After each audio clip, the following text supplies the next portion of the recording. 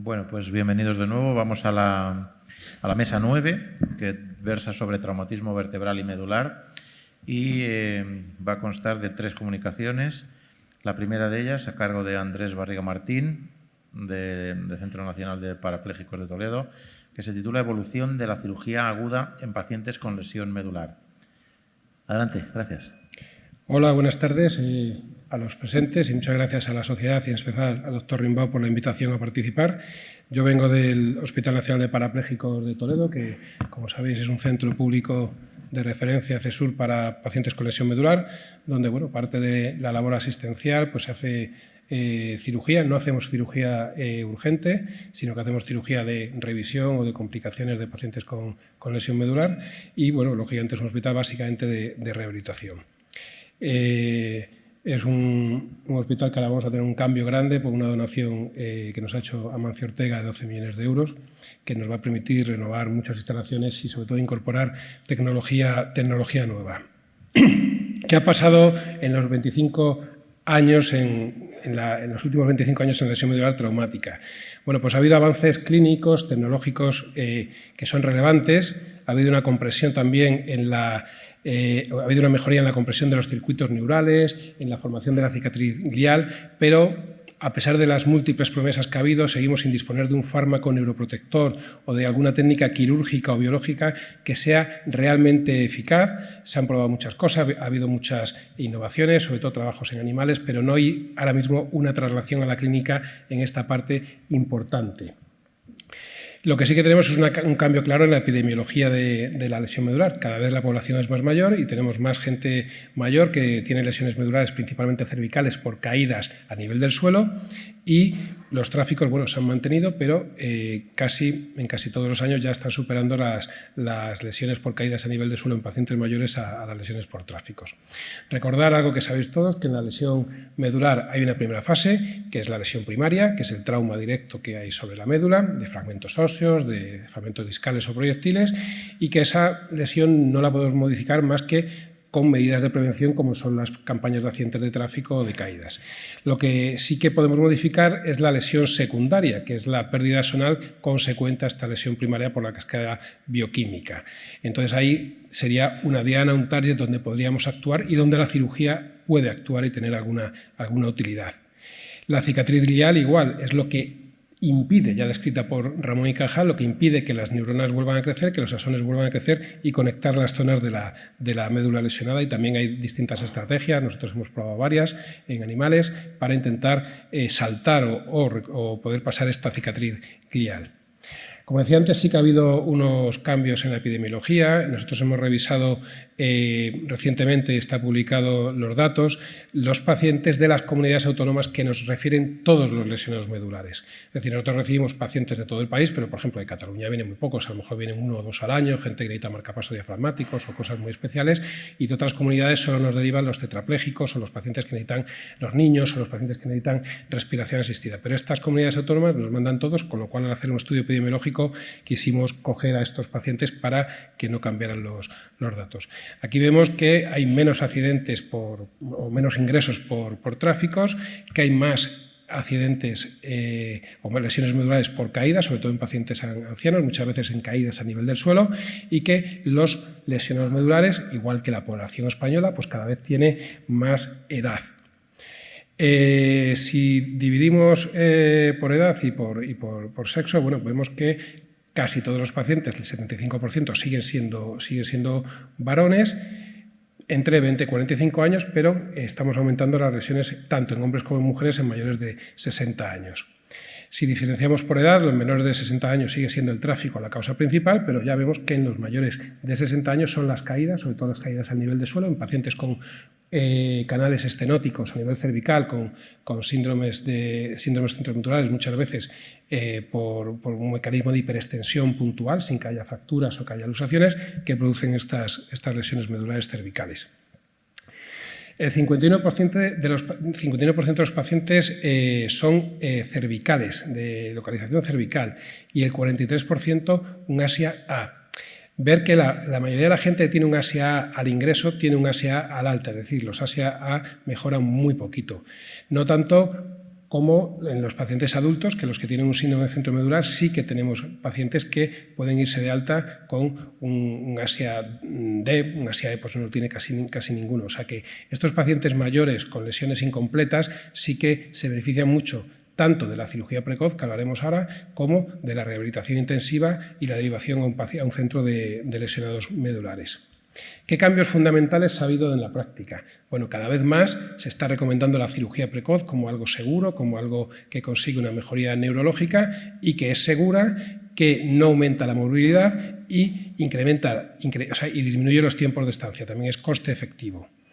Es muy importante también el refinamiento de los objetivos hemodinámicos, sobre todo en los primeros días tras la lesión medular, lo que es la perfusión medular, y luego el desarrollo, lo que está cambiando radicalmente, aunque luego lo veremos mejor, es el desarrollo de las tecnologías de neuromodulación que sí que están cambiando realmente las posibilidades de recuperación funcional en pacientes seleccionados y de las que luego daré una pincelada. En cuanto a la descompresión precoz, pues decir que la evidencia se consolida. Si había dudas de que el descomprimir precozmente servía para algo, bueno, pues cada vez está más claro por los últimos metaanálisis. Nosotros hace poco publicamos también un metaanálisis en español sobre descompresión precoz y bueno, hay múltiples trabajos y recomendaciones como esta última, que la descompresión precoz mejora de forma significativa la función neurológica y que es especialmente recomendable en las lesiones cervicales, que son lesiones muchas veces de baja energía y que el paciente no tiene otra patología. Las lesiones torácicas habitualmente son politraumas, con accidentes de alta energía, en los que suele haber también un trauma costal o un trauma torácico que nos cuesta a lo mejor mucho más poder operarla en las primeras 24 horas. En centros experimentados es un procedimiento seguro, o sea, no aumenta la mortalidad ni tampoco aumenta la morbilidad, disminuye la estancia clínica y las complicaciones asociadas a la lesión medular, pero aún así se siguen necesitando ensayos clínicos, aunque es muy difícil hacer ensayos clínicos en este tipo de pacientes para tener recomendaciones definitivas. Como recomendación, decir que cuando sea posible en centros especializados y que tengan la tecnología, se debe hacer la cirugía lo antes posible tras estabilizar al paciente. Aquí hablamos de una ventana temporal, ¿no? En estudios experimentales se había establecido las 8 horas para hacer esa descompresión. Es muy difícil en 8 horas tener a un paciente desde el lugar del accidente en el hospital con todas las pruebas hechas, con el quirófano preparado. Algunos estudios dividen en descompresión ultra precoz, poniendo las 12 horas como ventana ideal para descompresión. Si tienes todo bien organizado, se puede conseguir. Y otros, bueno, pues hablan de las 24 horas. ¿Para qué hacemos la descompresión? Pues básicamente para evitar o disminuir el daño secundario mediante la reducción de la compresión mecánica cuando la haya, mejorar la perfusión local y limitar la cascada antiinflamatoria. Ya en el año 2014, un grupo de cirujanos de columna hicimos tanto en el GER como en la SECO, que es la Sociedad Española de Traumatología, pues unos protocolos recomendando esta cirugía, o sea que es algo que ya va calando, va entrando en casi todos los hospitales y en casi todos los servicios. Hay algunos pacientes que, lógicamente, hagamos lo que hagamos, pues no vamos a conseguir que mejore y tampoco hay que hacer la cirugía corriendo por la noche, pero sí lo antes que podamos, porque vamos a ver que esos pacientes se recuperan antes, ¿no? Hay pacientes con secciones medulares que, bueno, que hagas lo que hagas, no va a conseguir una recuperación neurológica. ¿Qué hallazgos nos encontramos de mal pronóstico en la resonancia? Que tenemos que intentar hacerla siempre que podamos y siempre que dispongamos de ella y el paciente se le pueda hacer. Bueno, pues la presencia y longitud de la hemorragia de la médula espinal, la longitud del edema medular y la existencia o no de compresión medular, que también la podemos ver con el TAC para fragmentos óseos, pero no tanto para fragmentos discales. En cuanto a los estudios neurofisiológicos, en general no se recomienda su uso rutinario y no suelen ser muy útiles para determinar el resultado final, aunque sé que algunos centros los están utilizando de forma rutinaria para el tratamiento de lesiones agudas. ¿Y qué está pasando en España, o por lo menos en esta parte de España que analizamos?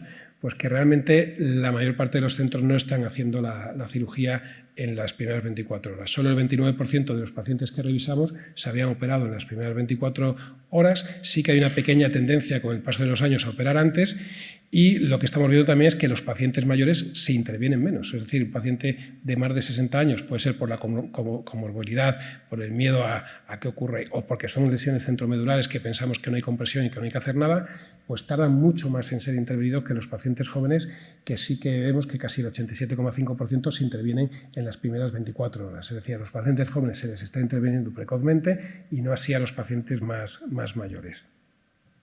¿Y qué factores hemos encontrado como asociados a este retraso en la cirugía? Bueno, pues algunas veces politraumas que no permiten una cirugía precoz y, bueno, pues las condiciones hemodinámicas del paciente no permiten hacer esa cirugía. Otras veces se trasladan a un primer hospital, que es un hospital comarcal, que no tiene cirugía de columna, de ahí tienes que trasladarlo al hospital de referencia y se pierde mucho tiempo. O lo trasladas a un hospital terciario que tiene cirujanos de columna, pero que no están de guardia en ese momento y a lo mejor el equipo de neurocirugía que hay de guardia no está habituado a hacer cirugía de columna, pues se dedica a otras cosas. O que está el cirujano de columna, pero falta el resto del equipo quirúrgico que están haciendo cesáreas o que están haciendo, pues no sé, cirugía vascular o cualquier otra cosa. No tienes a un equipo preparado para esto, ¿no? Otras veces incluso no hay implantes en el hospital. Hay hospitales que no tienen implantes en depósito y no pueden hacer esta cirugía, ¿no? O no hay disponibilidad de TAC, bueno, TAC en casi todos los hospitales, o de resonancia, que algunos hospitales no te hacen resonancia de urgencia. Y luego también, pues, falsas creencias que se han extendido o que te repiten, como que, bueno, da igual lo que tardes, que las lesiones medulares no van a recuperar. Y para esto no hay que inventar nada. Nosotros tenemos un modelo que nos copia todo el mundo, que somos la NVIDIA, que es la Organización Nacional de Trasplantes. ¿Por qué funciona? Porque todo el mundo cobra. Es decir, ahí está todo el mundo localizado, los cirujanos, las enfermeras, los anestesistas, y nadie tiene problema. Recientemente, por ejemplo, en Barcelona, en Vall-d'Hebron, empezó con un sistema similar en el que todo el equipo está localizado y ese equipo es independiente del personal de guardia. Está localizado 365 días al año y bueno, pues es el modelo que hay que buscar y hacerlo pues por zonas geográficas para poder estos pacientes desplazarles directamente, según la distancia que haya, en helicóptero a estos hospitales donde se le puede hacer la cirugía. En cuanto a los objetivos hemodinámicos, bueno, pues el paradigma que había, hay una diana más amplia y flexible, hay un reconocimiento de las limitaciones de la evidencia, hay que individualizar paciente por paciente, considerar las comorbilidades y hacer una monitorización estrecha. Pero bueno, en general hay que intentar mantener la presión arterial entre 75-80 y 90-95, manteniéndolo de 3 a 7 días después de la lesión medular para evitar la hipoperfusión medular que incrementa el daño secundario. Hacer un soporte hemodinámico inmediato, con monitorización invasiva, con individualización y con esta duración limitada, no tiene que ser para siempre. Lo que ha sido un cambio disruptivo va a ser la neuromodulación, ya es una terapia para lesiones crónicas o subagudas, ¿no? Las técnicas de neuromodulación sí que representan un avance en la última década, en pacientes crónicos que ya están desahuciados, que no podían hacer nada para recuperar su lesión, y estas intervenciones no están regenerando la médula, pero sí que restauran funcionalidad mediante reactivación de circuitos espinales preservados o que están con el soma neuronal dentro de la médula, que no se conocían hasta ahora, son neuronas que se han empezado a conocer últimamente y que los resultados publicados demuestran una recuperación de la marcha más natural, control voluntario de extremidades y mejora de las funciones. Son terapias que todavía no están universalizadas, pero bueno, presentan una primera verdadera modificación del pronóstico funcional. No voy a hablar más de esto porque va a hablar dentro de un rato, supongo, el doctor Juan Vidal de la Goodman, y bueno, pero decir que simplemente son 3 tecnologías: la estimulación medular epidural, los interfaces entre el cerebro y la médula y la estimulación transcutánea, y que bueno, pues que haya bibliografía que soporta estas tecnologías, que son una verdadera promesa y que en nuestro hospital también estamos empezando a implantar de forma experimental para estos pacientes con lesiones crónicas. En cuanto al uso de corticoides de forma genérica con el protocolo NASCIS, bueno, pues es una cosa que ya se ha establecido, que aunque se puede utilizar corticoides de forma individual en altas dosis en pacientes, no debe hacerse de forma genérica en todos los pacientes, y que los fármacos neuroprotectores que teníamos grandes promesas que iban a mejorar la neuroprotección, pues realmente no estamos consiguiendo los resultados que se esperaban en los ensayos preclínicos. Entonces, como recomendaciones para llevar a casa con un paciente con lesión medular aguda, bueno, pues un traslado y soporte inicial manteniendo las presiones altas desde el principio, o sea, educar a los de transporte sanitario, a las ambulancias, a los servicios de urgencias a hacer esto, hacer una evaluación diagnóstica si puede ser con resonancia magnética, aparte del TAC, el soporte hemodinámico, la cirugía temprana, que es lo que nos incumbe, intentar operar al paciente lo antes posible si las condiciones del hospital y el paciente lo permiten, prevenir las complicaciones de estos pacientes, tromboprofilaxis, protección gástrica, manejo vesical e intestinal desde el principio, pacientes con sonda nasogástrica, pacientes sondados desde la urgencia, y en coordinación con los servicios de rehabilitación, una rehabilitación intensiva lo más precoz posible, con el traslado a un centro de lesionados medulares y evitando que aparezcan complicaciones por estar en cama, como la trombosis, las úlceras por presión, neumonías e infecciones o complicaciones gastrointestinales que van a aumentar la mortalidad de estos pacientes. Son medidas básicas, pero que mejoran el pronóstico funcional y la morbilidad a corto y largo plazo. Pues muchas gracias.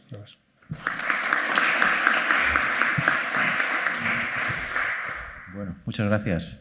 ¿Alguna pregunta en la sala? Sí, Héctor.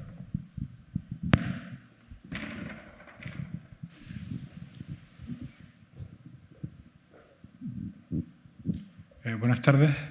Quería preguntarle qué idea tiene o qué experiencia sobre la monitorización de la presión intraespinal en este tipo de pacientes. Yo ninguna, pero he leído bastante sobre el tema y de hecho hicimos un estudio experimental en cerdos probando distintas conexiones cervicales traumáticas, hacíamos hemisección medular y lo que probábamos distintas terapias para intentar que la cicatriz glial fuera menor.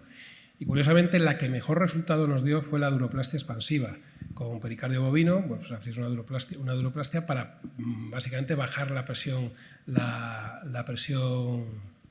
sobre la médula, sobre la médula. Entonces, esa monitorización seguramente sí que tenga una importancia, pero mi experiencia personal es lo que he leído y lo que hemos hecho en animales, pero en personas no tengo experiencia. Muchas gracias.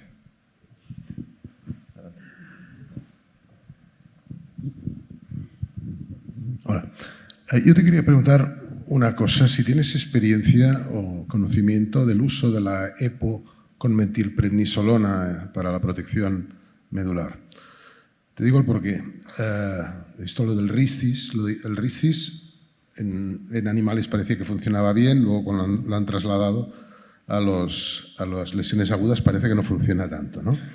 Y ahora, al menos yo he leído que el EPO con prednisolona se está utilizando para las lesiones neurales de tipo crónico. Yo te digo porque parece una contradicción que se utilice la metilprednisolona en la lesión como las mielopatías cervicales, etcétera, porque estabiliza la barrera hematoespinal y en cambio en los pacientes agudos parece que esto no funcione. ¿Cuál es tu opinión sobre esto? Vamos a ver, es que muchas veces, esto es una pregunta que me han hecho en ocasiones, estamos confundiendo el uso de corticoides a dosis normales o dosis que utilizamos en cualquier cirugía de columna o de cráneo que hacéis a las altas dosis que se utilizaban en el NASCIS, ¿vale? O sea, en el NASCIS se ponen dosis muy altas de corticoides que tienen a veces consecuencias de, sobre todo, problemas respiratorios y mortalidad asociada a estas neumonías. O sea, que el uso de corticoides se puede utilizar, pero no las altas dosis de corticoides que marcaba el NASCIS. Y en cuanto a la EPO, no lo conozco, no tengo noción de ello. Andrés, un comentario. Es verdad que en muchos centros tenemos muchas limitaciones pues, de material, de personal, de acceso a la resonancia 24/7, etcétera. ¿Es razonable la estrategia de descomprimir y después arreglar el resto si es necesario, pero descomprimir como estamos haciendo para el cerebro? Para la traqueotomía descompresiva, pues la minectomía descompresiva y en un segundo tiempo ya terminar de arreglar si hubiera que arreglar otras cosas. Pero tratarlo como un código médula. Sí, por supuesto, si no tienes la capacidad de tener implantes o no tienes la capacidad tu técnica de ponerlos porque no te dedicas a eso, pues descomprimir o por lo menos quitar la compresión de la médula. La laminectomía aislada, bueno, si no sabes hacer otra cosa, pues la puedes hacer, a veces desestabiliza más, pero claro, tienes que luego ese paciente fusionarlo y estabilizarle lo antes que puedas, pero sí, en la fase aguda, por el fin de semana o la noche, si no tienes otra cosa, yo creo que sí, que descomprimir la médula. Y luego a mí un tema que me interesa mucho, que vosotros sois casi todos neurocirujanos, es lo de la duroplastia expansiva. La verdad es que, curiosamente, en los cerdos es lo que mejor nos fue, además hecha por nosotros, que somos traumatólogos, pero aprendimos a hacerla, con Ángel Rodríguez López, que nos enseñó, y era lo que menos cicatriz quería producir. Lo tenemos publicado, de hecho. O sea, hay un ensayo clínico en marcha, el DISCUS, que ya algunos hospitales estamos participando, de aleatorizado laminectomía frente a la laminectomía más duroplastia expansiva. Y bien, eso tiene un racional bastante interesante y muy parecido al de la cabeza para el traumatismo, ¿no? Un comentario también. Vosotros que veis tantos pacientes de varios sitios, claro, analizáis al paciente, veis el historial, ¿no? Veis en el momento, estudiasteis el momento en el que se les realizó la descompresión o la cirugía compresión, descompresión y fijación. ¿Cuántos pacientes que al inicio de la exploración, que hacemos muchas veces ahí en la propia urgencia o cuando llegan a cuidados intensivos, que muchos de ellos pueden estar sedados, no lo sabemos porque vienen de la ambulancia, puede haber más politraumatizados a la vez, que se clasifican de Asia A de inicio, que igual dices, bueno, pues este ya no es para hacerlo en cirugía en menos de 12 o 24 horas. ¿Cuántos de esos que sí que se ha hecho y que se clasifican como Asia A luego han mejorado el pronóstico? Porque yo personalmente he visto algunos que dices Asia A, pero claro, hay otras muchas cosas alrededor que hay una discordancia clínico-radiológica. Hombre, si ves efectivamente una sección medular, no hay mucha duda, ¿no? Pero esas contusiones que los exploras y dices, ni sensibilidad ni movimiento. Luego, es que eso no es así siempre. Claro, y de hecho es un motivo más para no decir que porque tengas un ASA no lo voy a operar. Es decir, muchos de esos ASAs no son reales. Muchas veces la gente que realiza la exploración no sabe hacer una exploración ASA reglada que se tarda tiempo y tal, sino que bueno, pues haces una exploración básica de nivel neurológico, de densidad, motricidad, de esfínteres, que tienes que incluirlos, pero que a veces no son ASA. Por eso, en lo que se hace en algunos sitios de lesiones ASA, bueno, como es un ASA no va a recuperar nunca, porque luego cuando son crónicos no recupera casi ninguno, no los opero, ¿no? Que muchos de esos no son una ASA realmente. Es decir, que en tu opinión, si hubiera la capacidad en ese hospital en ese momento de hacer una descompresión, como ha dicho él, o una descompresión, una fijación, aunque sea una ASA, sí, si tienes la tenemos posibilidad, que ir adelante, ¿no? La posibilidad, si hay compresión, ya lo haces. Otra cosa es el síndrome centromedular en pacientes en los que no tienes compresión, ¿no? Por ejemplo, esta semana nos ha ingresado un paciente que no lo habían operado, pero es que claro, es un paciente que había hecho un mecanismo de hiperextensión, tiene la imagen en medio, pero no tiene ninguna compresión, ni siquiera una estenosis cervical, ¿vale? O las contusiones estas que tienes pues, en jugadores de rugby o en jugadores de fútbol americano, que realmente ellos es una contusión que luego recuperan. Esos pacientes no tienes que operarlos, ¿vale? Van a tener una evolución favorable, entre comillas, como tienen casi todos los síndromes centromedulares, que suelen acabar siempre con una ASA de alta, con menos capacidad en las manos que en las extremidades inferiores, con un 50% con preservación de esfínteres y otro no. Pero bueno, si son pacientes con una estenosis crítica que ya no tenían signos de mielopatía graves, no los han operado, pero bueno, pues esos también recomiendo operarlos, o con lógicamente hay un fragmento del canal, ya sea discal, ya sea de hueso, pues también. Última cuestión para el doctor Mostaza. Simplemente apuntar que yo cuando estaba en el Hospital de la Seguridad Social era el que operaba los lesionados medulares. Y te puedo decir que opera muchos y bueno, tú lo sabes, que te les mandaba luego allí. Yo siempre, en todos los pacientes, que cuando hacía la laminectomía amplia, no una laminectomía pequeña, sino la amplia, y veía que la dura madre estaba un poco tensa, siempre, desde hace por lo menos 20 años, abría la dura madre ampliamente y hacía la duroplastia. Lo que pasa es que, bueno, no lo publiqué, pero por lo menos 20 o 20 y tantos pacientes lo hacía y la verdad es que los resultados han sido muy buenos, por supuesto, gracias a estos chicos luego que se daban ahí, dale que te pego, pero tengo un tanto de pacientes que habían mejorado. A lo mejor no habiendo leche habrían mejorado lo mismo, pero yo ya te digo que lo iba haciendo hace tiempo. Muy bien, pues gracias. Seguimos con la siguiente comunicación. Colapso progresivo, deformidad angular y déficit neurológico en fracturas osteoporóticas. Por Antonia Matamala Adrover, jefe clínico de la unidad del Raquis del Hospital Universitario de Girona. Bueno, buenas tardes a todos. En primer lugar, agradecer a la organización la invitación para estar hoy aquí. Yo también soy traumatóloga y para los que no me conocéis, he estado muchos años en la unidad de cirugía de columna de Vallebrón y veréis que algunas de las cosas a lo largo de la charla pues vienen de mi época ahí, ¿de acuerdo? Entonces, ahora vamos a cambiar de escenario, vamos a hablar del paciente anciano, ¿no? Y de la fractura osteoporótica. Tenemos que entender la fractura osteoporótica como un proceso dinámico, no es una fractura estática como la del paciente joven, y estos pacientes, por tanto, van a requerir un seguimiento en su evolución. ¿Por qué? Pues porque casi un 30% de estas fracturas van a colapsar de forma progresiva, entre el 10 y el 35% pueden acabar teniendo una pseudoartrosis, y lo que inicialmente parece una fractura banal, pues casi en un 3% de los casos puede acabar con un déficit neurológico tardío. Por tanto, el diagnóstico inicial y precoz va a ser fundamental y sobre todo las primeras 3-4 semanas, que es cuando estas fracturas con riesgo de colapso van a empezar a colapsarse y van a acabar provocando una deformidad cifótica que va a ser permanente. Todas las fracturas van a quedar deformadas. Esta deformidad, que puede ser angular en el caso de una fractura que se colapse mucho o más global en aquellos pacientes que tienen múltiples fracturas pero con menos colapso, lo que va a acabar provocando es la activación de una serie de mecanismos de compensación dentro y fuera de la columna, que lo que generan es una hiperpresión en los elementos posteriores y una fatiga muscular, y que al final lo que se ha visto es que esta deformidad es lo que acaba provocando el dolor crónico, la alteración de la marcha y la pérdida de calidad de vida en el paciente anciano con una fractura vertebral. Además, esta deformidad se ha asociado a mayor riesgo de pseudoartrosis, y esta pseudoartrosis y este colapso pueden acabar provocando un déficit neurológico tardío.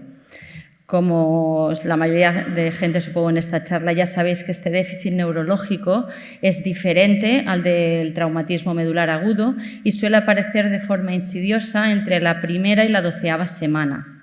Aunque en una serie que revisamos de pacientes que habíamos atendido en la unidad de lesionados medulares en Vallebrón, vimos que hasta el 40% ya debutaban con la lesión medular de entrada.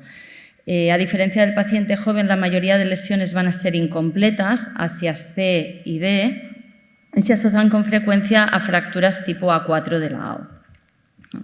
Por tanto, la detección precoz va a ser fundamental, y si algo hemos aprendido en estos últimos 10 años es sobre todo a saber qué fracturas van a ir mal, ¿no?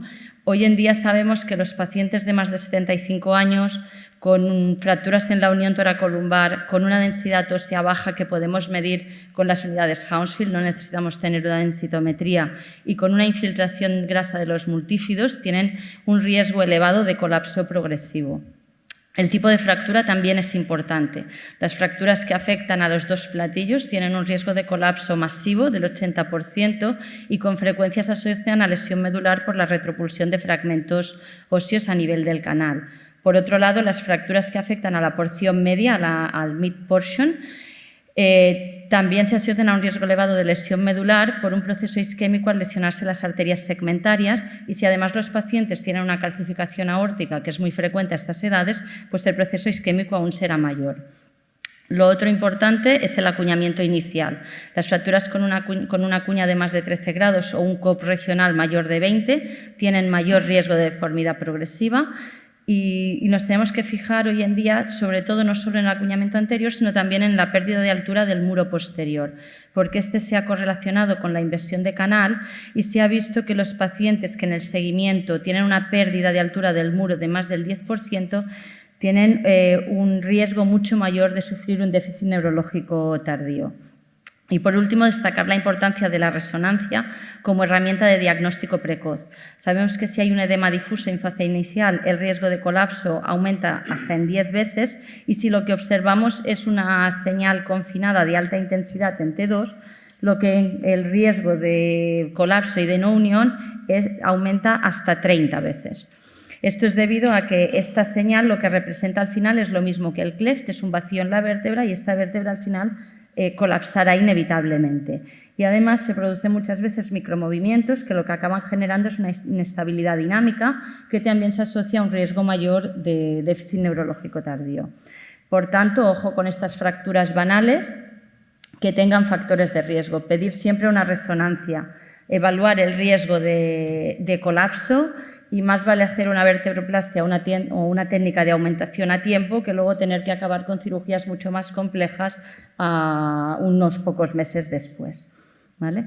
¿Y qué opciones de tratamiento quirúrgico tenemos? Pues esto ha cambiado mucho en los últimos años. Tenéis que pensar que hasta los años 70 la osteoporosis no existía, no era una enfermedad, era parte de la vida. Y hasta el año 94 la OMS no acuñó el diagnóstico de osteoporosis. Por tanto, el camino que hemos recorrido en estos años ha sido rápido y largo, ¿no?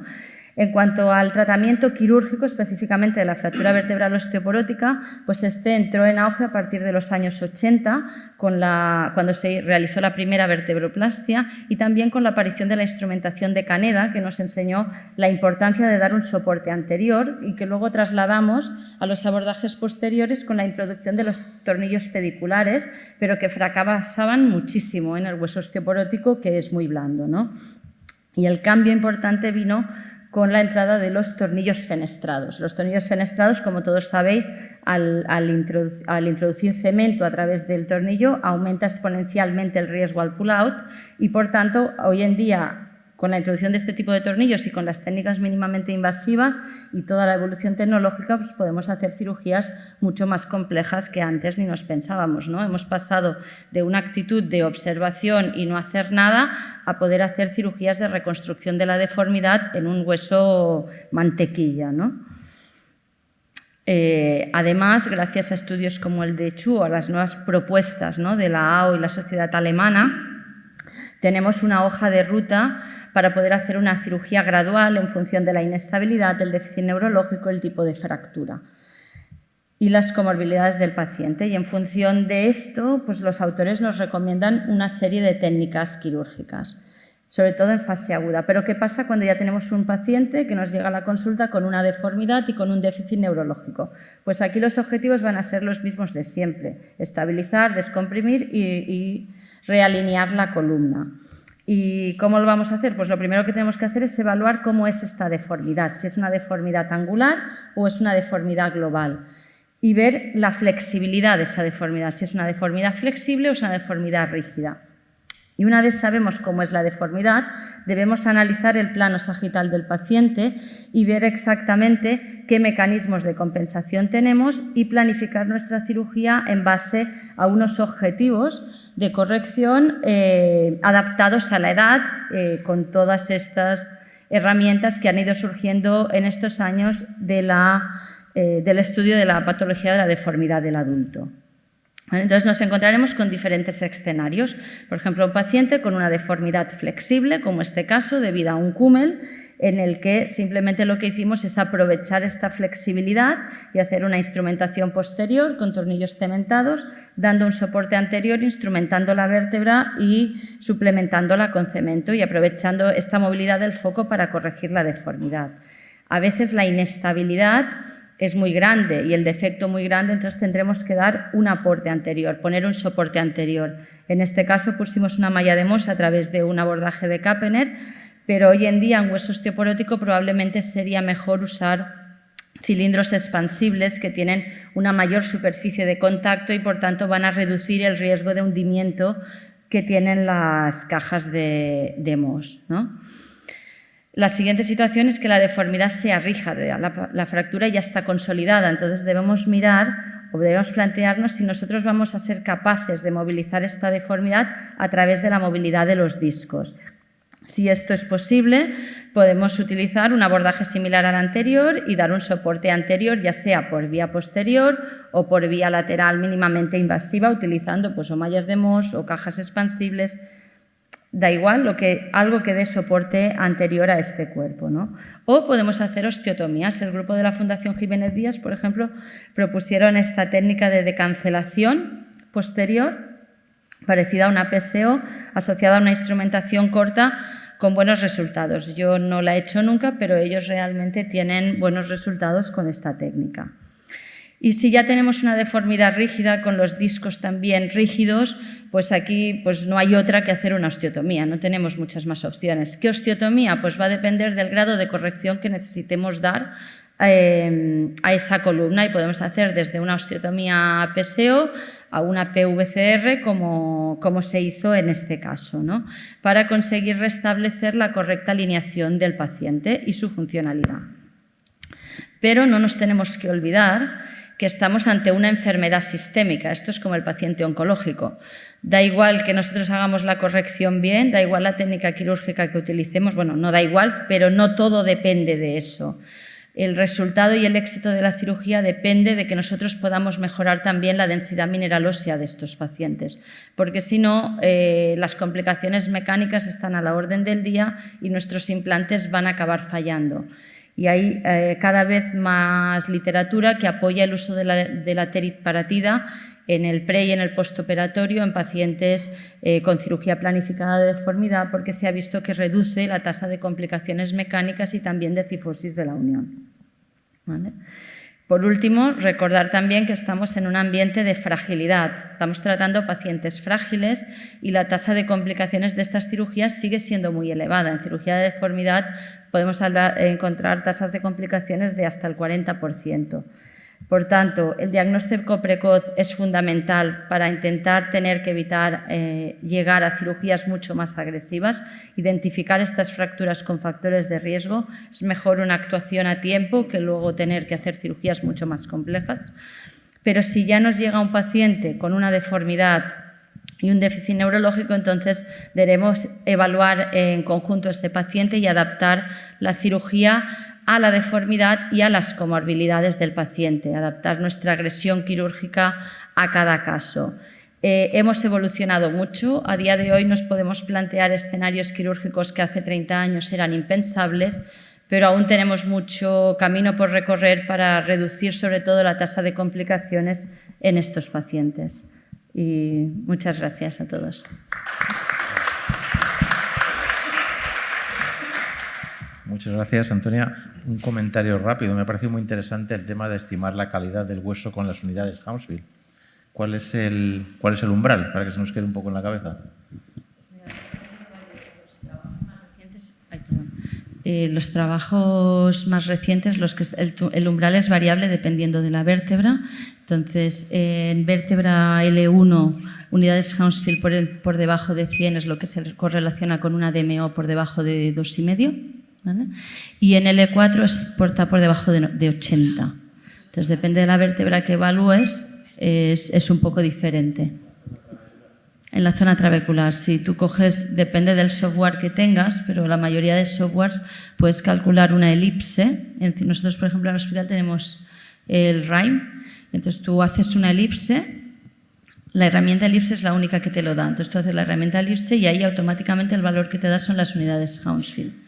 Y entonces tú con eso puedes estimar un poco la calidad ósea. De hecho, en cirugía de deformidad, las Hounsfield se han correlacionado significativamente con la tasa de cifosis de la unión y de fallo mecánico. Entonces, es un valor recomendable. De hecho, la DMO, por ejemplo, en deformidad, es que no sirve, porque cuando tú tienes un hueso que está escleroso por la artrosis, etcétera, el resultado de la DMO está falsificado. Es mucho más fiable las Hounsfield del TAC.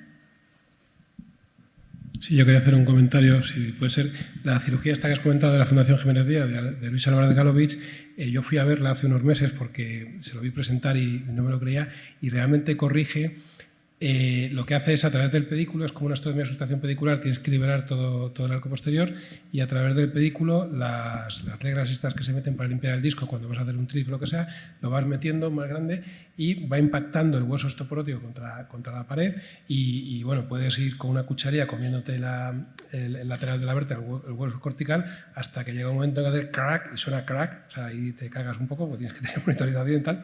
Y corrige y sangra muchísimo menos con una osteotomía de sustracción pedicular. Claro, tiene que ser una vértebra osteoporótica que se rompa fácil. Y sí que funciona. Fui a verla porque no me lo creía mucho y lo vi en directo, o sea que sí que funciona. Mi curiosidad con esta técnica, tú me podrás, es cómo rompes el muro posterior, que está escleroso y suele ser bastante duro en estas fracturas. El muro posterior lo rompes igual que cualquier osteotomía de sustracción pedicular. Pones esto en L, el escoplo en L, pum, y le das. Y se queda ahí metido con todo. Tienes que disecar por debajo la dura, claro. Sí. ¿Algún comentario de la sala? Héctor.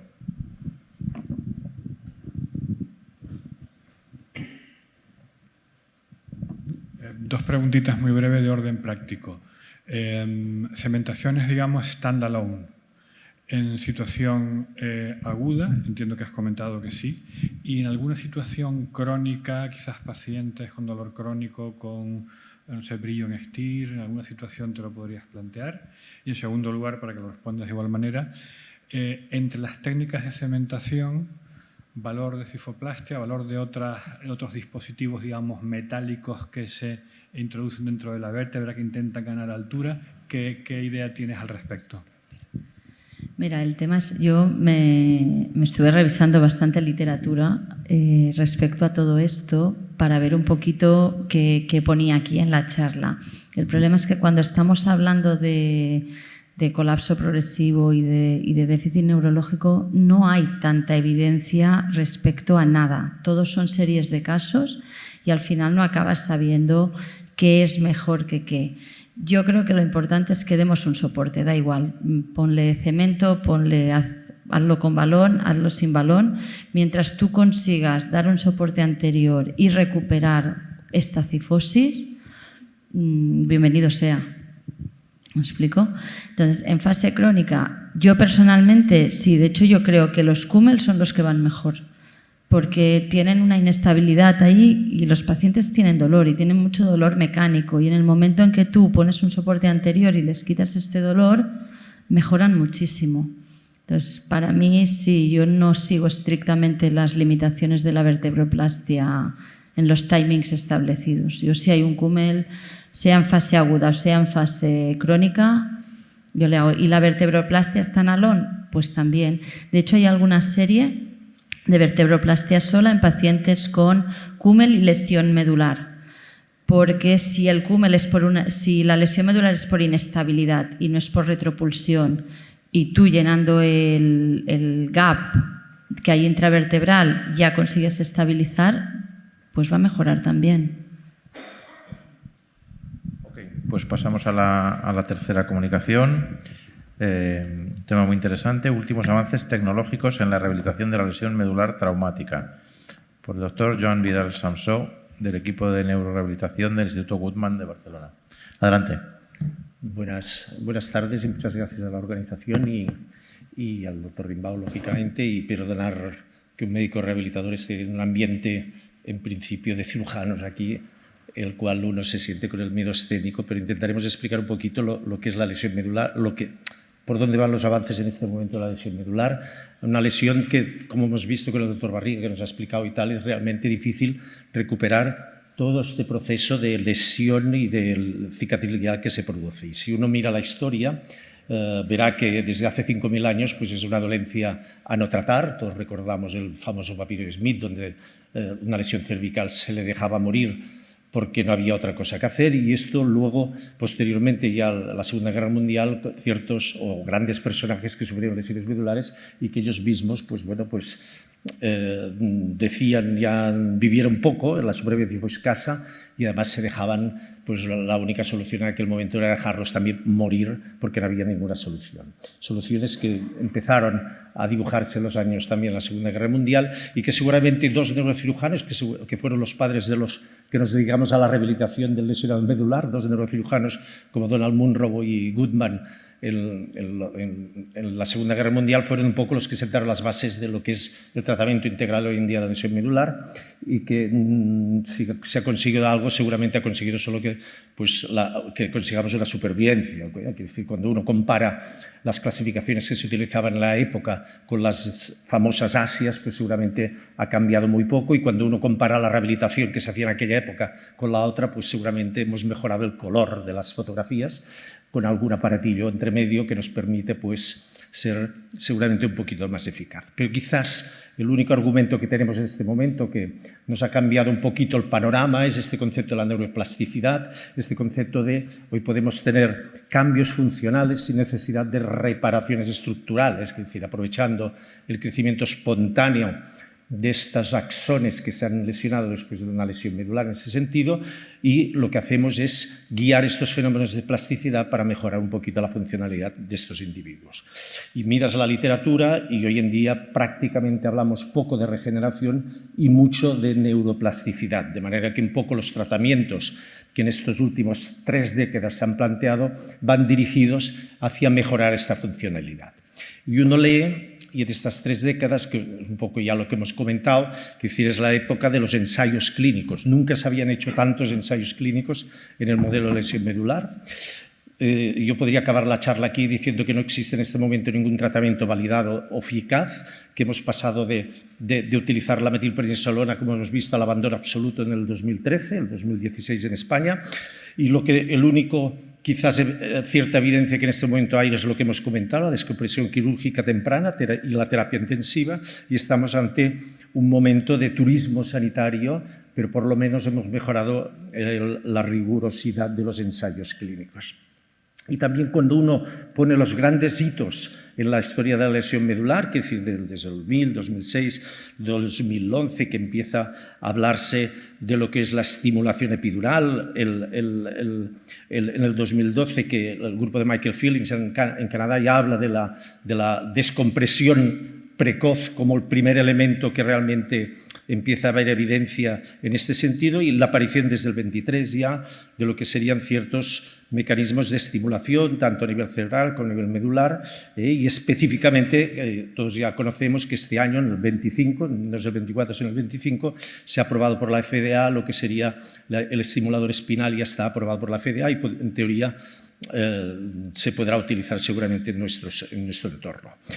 Tres modelos de mejora en la neurorehabilitación en general de la lesión medular se han producido, tres también grandes hitos, que es decir, todos conocemos el papel en estos últimos años del tratamiento rehabilitador intensivo dedicado a recuperar el patrón de marcha. Parece que si nosotros estimulamos el famoso centro generador del patrón de marcha de alguna manera con sistemas robóticos, con sistemas de estimulación, podremos mejorar los resultados finales en este sentido, y todos conocemos lo que se ha producido en la rehabilitación. Hemos pasado de un modelo donde necesitábamos mucho personal para conseguir estimular estos centros de generador del patrón de marcha a situaciones ya de que los sistemas robóticos nos permiten de alguna manera pues, que los pacientes que han sufrido una lesión medular pues, puedan ser sometidos a un sistema robótico que permite la recuperación funcional mucho mejor. Ha salido un montón de aparatos, que no voy a, desde el año 1990 hasta los sistemas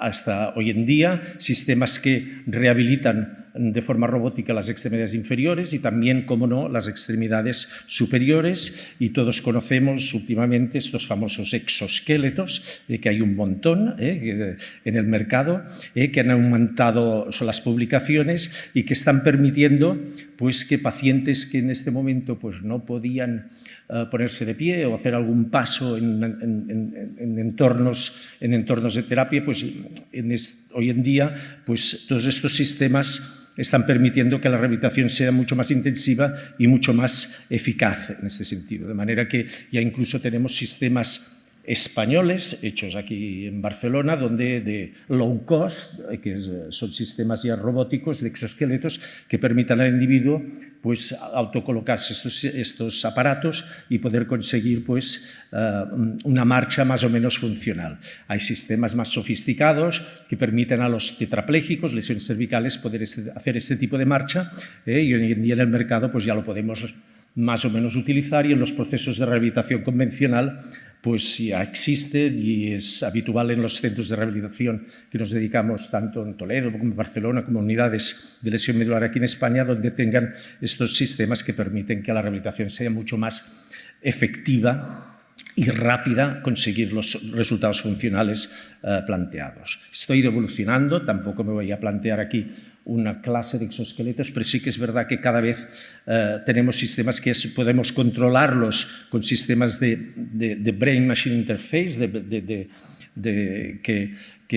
este es un proyecto precisamente que hacemos conjuntamente con el grupo de Toledo y el grupo de Elche, donde ya se combina lo que sería estos sistemas de Brain Machine con la utilización de exoesqueletos, de manera que ya tenemos que empezar a verlo como una normalidad en los centros donde tratamos estos tipos de pacientes, estos sistemas que permiten conseguir pues, rehabilitaciones mucho más precoces, de manera que ya empezamos a combinar lo que son sistemas de estimulación cerebral con los sistemas de robóticos en general.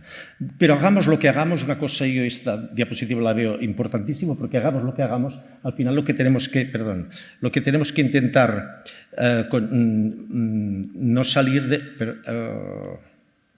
a ver si... aquí. Lo que no tenemos que perder de vista es que todas las lesiones medulares mejoran, todas, durante los primeros 9 meses, y que decir que un tratamiento es mejor que otro hay que demostrarlo, y que de alguna manera es necesario tener claro que las lesiones incompletas lógicamente mejoran más, las lesiones cervicales mejoran más que las lesiones dorsales, y que las lesiones completas mejoran más las cervicales que las lesiones dorsales, pero todas mejoran, de manera que hay pequeños cambios que hay que aprovechar, y a partir de aquí cualquier cosa que hagamos tiene que ser comparable con lo que podemos ver. El gran boom que el doctor Barriga también insinuaba y en su charla, y que de alguna manera nos ha cambiado, es un poquito el tema de la neuromodulación y la aplicación de un nuevo aproximación a lo que es el resolver los temas de la lesión medular. Se puede estimular todo, tanto de forma invasiva como no invasiva. Aquí este es un Lancet del 2018 donde prácticamente nos explican cómo ha evolucionado los clinical trials, los ensayos clínicos registrados en este momento, y cómo ha evolucionado hacia lo que es ciertas estimulaciones que hasta ahora no teníamos, como la estimulación espinal. Es decir, conocemos bastante bien lo que es la neuromodulación cerebral, con la estimulación magnética transcraneal y la estimulación por corriente directa, como elementos que ya están validados y que pueden ser utilizados para determinadas patologías, pero empezamos ya a tener cierta evidencia de la estimulación espinal y la estimulación tanto invasiva como no invasiva. Y nos enseñaré algunos proyectos de combinación de estimulación cerebral con sistemas robóticos donde las ventajas funcionales, los resultados funcionales son muy interesantes, y para el dolor, etc. Lo que ha cambiado mucho es la estimulación espinal en el modelo de lesión medular. Es decir, desde los años 98 que empezaron a hablar de lo que podía haber evidencia de lo que es el centro generador del patrón de marcha, si lo podemos estimular, han ido apareciendo ciertos trabajos donde se ha conseguido, por ejemplo, pues el poder, a ver si se ve, que lesiones completas como este chico, donde tiene un estimulador espinal implantado, una lesión completa, que en situación de ON sea capaz de movilizar esta pierna. Es decir, esto ha cambiado un poquito el paradigma de lo que era el tratamiento de la lesión medular en este tipo de pacientes. De manera que cada vez más hay nuevos autores que ya combinan la estimulación espinal con estimulación cerebral combinada de cara a conseguir pues, patrones de marcha. En este momento lo que tenemos en nuestro entorno pues, son sistemas de estimulación espinal fáciles de aplicar, que en pacientes con y sin estimulación pues consiguen un mejor patrón de marcha. En este sentido, la combinación, y es un poquito el mensaje, es que la combinación de estimulación con terapia intensiva, lo que es tratamientos multimodales, en este momento están consiguiendo mejores resultados. Y esto pasa también a nivel cervical, en el sentido que podemos combinar lo que son sistemas robóticos de extremidad superior con lo que es la estimulación espinal no invasiva. Entonces, son resultados que podemos aplicar, existen y aparatos donde podemos aplicar este tipo de estimulación, de manera que este resurgir de la neuromodulación como un elemento básico, fácil de aplicar y combinado con la rehabilitación intensiva como un elemento que realmente que podremos aplicar ya cada vez más en nuestro entorno. Y finalmente, una pincelada de otra de las líneas de investigación que en este momento cada vez tienen más peso, que es la medicina regenerativa en estos pacientes, la posibilidad de utilizar terapias con células madre, mesenquimales y, como no, las IPS en el futuro, que puedan aplicarse en estas fases crónicas de la lesión medular. Esta es una de las líneas más interesantes que en este momento se está aportando y que seguramente al final lo que esperamos es esto. Esto es un poco una tabla de resumen donde dice lo que hay cierta evidencia de lo que no hay evidencia. Lo que sí que está claro es que seguramente lo único que hay evidencia es que es la combinación de diferentes terapias la que nos va a dar una cierta mejora funcional en las graves lesiones que se producen tras una lesión medular. De manera que es muy importante que seguramente no existirá una sola terapia que nos solucione el problema. Necesitaremos una cirugía precoz, un tratamiento intensivo precoz, la aplicación de técnicas de neuromodulación y, como no, la posibilidad quizás en el futuro de poder aplicar medicina de esta regenerativa que nos ayude a quizás solucionar esta grave discapacidad, esta grave lesión. De manera que quizás ha llegado el momento de empezar a pensar, que la necesidad de superar este valle de la muerte, en este sentido de que la investigación preclínica cada vez se acerque más a la investigación clínica, que los preclínicos puedan trasladar cada vez más sus resultados a la clínica con humanos, porque cada vez más los ensayos son más rigurosos, a pesar de que la población que estamos viendo en estos casos es muy reducida. Tenemos escasos recursos, pero es muy importante que nos atrevamos cada vez más a poder aplicar lo que empieza a haber evidencia en el modelo animal, para aplicarlo a una patología realmente de las que produce peores discapacidades más severas, y que en este momento no tenemos otra solución. Y muchas gracias por nada.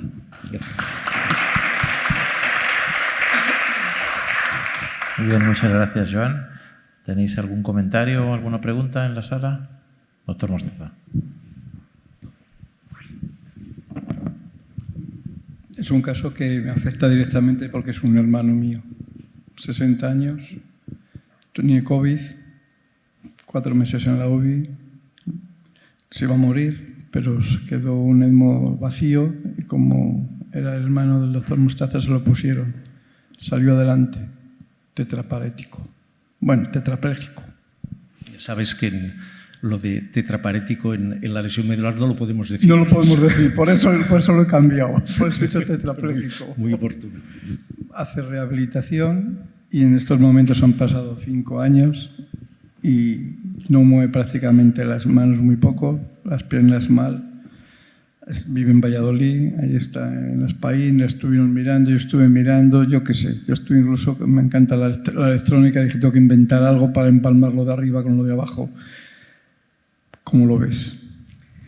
A ver, la edad importa, no, la edad importa, los años 60. de lesión importan, de alguna manera. 60. De todas formas, una persona sana totalmente, ¿eh? De todas formas, en este momento lo que sí que tenemos son varios ensayos, tanto en Toledo como en Barcelona, como en Europa. Ya sabéis que en Europa hay un grupo muy potente en este momento que se llama el grupo EMSCI, del que formamos parte Toledo y Goodman, que de alguna manera facilita el participar en determinadas terapias en pacientes que tienen más de 1 año de lesión.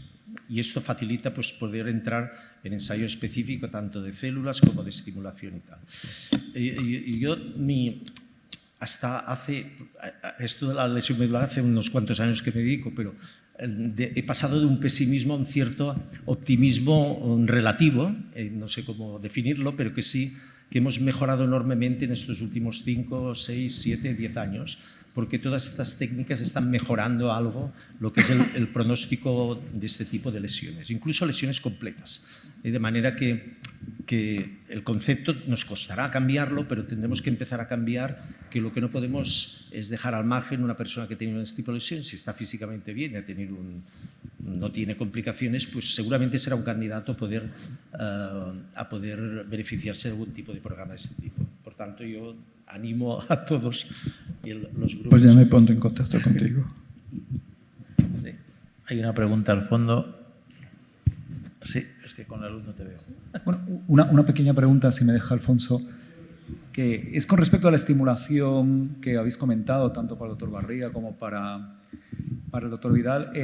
¿Dónde se realiza la estimulación? Porque no es la estimulación que solemos hacer, ¿es a niveles lumbosacros, no es a nivel...? A ver, lo que es la estimulación epidural, sí. Todo esto empieza con... el grupo de Curtin, Gregor Curtin, el grupo de Lausanne, que han implantado ya con Medtronic inicialmente, lo que era el famoso el neuroestimulador para el dolor. Es decir, lo que pasa es que se coloca a nivel entre T10 L1 aproximadamente, buscando este famoso centro general del patrón de marcha con unos determinados parámetros de estimulación y sobre todo seguidos de lo que es rehabilitación intensiva con sistemas robóticos. El sistema no está aprobado porque no podemos utilizarlo de forma, a menos que sea a través de un ensayo, y lo que se hace es la estimulación espinal no invasiva, quiere decir con electrodos, bajo el mismo objetivo y más o menos con los mismos parámetros lógicamente diferentes, pero con un poquito con el mismo objetivo. Intentar estimular este centro generador, pero de forma no invasiva. En este momento empezaremos un estudio con implantados, pero será de una forma dentro de un ensayo, por tanto no puedo adelantar nada, pero el no invasivo sí que es una técnica que tanto en Toledo como en Goodman se está utilizando cada vez más y los resultados son relativamente fáciles, sencillos y buenos. ¿Y en qué momento se empieza la estimulación? Seguramente a partir se puede estimular en la fase subaguda, pero normalmente lo que hacemos es pacientes ya que tengan 1 año de lesión como mínimo, que esté estabilizado. Que tengan, perdón, 1 año. 1 año más o menos. Vale. Sí, los primeros estimuladores que utilizaron el grupo suizo eran estimuladores para el dolor, que se ponen de las terapias de dolor, pero ya en los últimos pacientes utilizaron estimuladores específicos para reproducir los patrones de marcha. El gran avance ha sido el descubrimiento de este centro de control de la marcha que está a nivel toracolumbar en la charnela, que son neuronas que el soma está en la médula espinal, no tiene una conexión, bueno, sí la tiene la conexión con corticomedular, pero que se pueden estimular para reproducir patrones de marcha. Es una cosa que digamos que es lo que ha permitido actuar con toda esta terapia. Hay un concepto que deberíamos ir cambiando y separar lo que es la neuroestimulación de la neuromodulación, ¿no? Es decir, no estimulamos nervios, estimulamos redes, conectomas, porque incluso podemos estimular a nivel cervical, es decir, que hay algunos grupos que lo que están haciendo es hacer la misma estimulación pero a nivel cervical para extremidad superior o incluso para ictus. Es decir, para el modelo ictus hay un grupo de Pittsburgh que en este momento acaban de publicar un grupo importante de estimulación a nivel cervical en el modelo ictus de cara a extremidad superior con buenos resultados. De manera que esta es una técnica que deberemos ir aplicando cada vez más y cuantos más grupos empiecen a trabajar en esto, mejor. Lo que pasa es que hay que ir con cuidado y es la única recomendación. Aquí podemos ser muy optimistas, pero hay que vigilar mucho las expectativas que podemos crear en este tipo de pacientes porque podemos generar mucha ansiedad y mucho dolor también. Por tanto, yo creo que aquí podemos ser optimistas, pero con reservas. Bueno, la ventaja ahora es que con los electrodos, o sea, con la estimulación percutánea, cutánea, no tienes que ponerle un electrodo epidural, que por ejemplo a nivel cervical se está utilizando, pues son como unos parches, ¿no? Para que me entendáis. Entonces eso no es un método invasivo como puede ser un electrodo epidural que puede tener sus complicaciones. Yo la verdad es que lo preparé hace unos meses para otra charla que di y la verdad es que me quedé sorprendido, porque es una cosa que yo no controlo, es más de los rehabilitadores, lógicamente, pero lo veo muy, muy prometedor porque mi experiencia con todas las terapias, yo he participado en varios ensayos clínicos con animales, con cerdos, sobre todo he operado muchísimos cerdos, el proyecto Neurofibres, que poníamos como una especie de conductores de tuxteno para saltar la lesión neural, siempre la cicatriz glial se vuelve a formar y te fastidia cualquier cosa que hayas hecho, que hayas puesto ahí.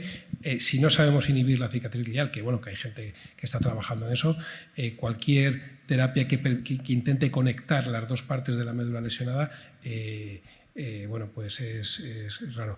Y luego también el conocimiento de lo que llaman las lesiones discompletas, es decir, son pacientes que clínicamente están diagnosticados de lesión completa de un ASIA, pero realmente hay alguna conexión que no conseguimos detectar por la clínica, pero que sí que existe y que esas conexiones se pueden neuromodular o estimular de manera que se consiga alguna conexión a nivel de la zona lesionada. Vamos a una última pregunta para Alfonso. Gracias. Mi pregunta va dirigida a los doctores Vidal y al doctor Barriga y es si ustedes tienen noticias sobre un nuevo fármaco brasileño que ha salido y que se llama polilaminina, porque se habla de una investigadora de Tatiana Coello Sampaio.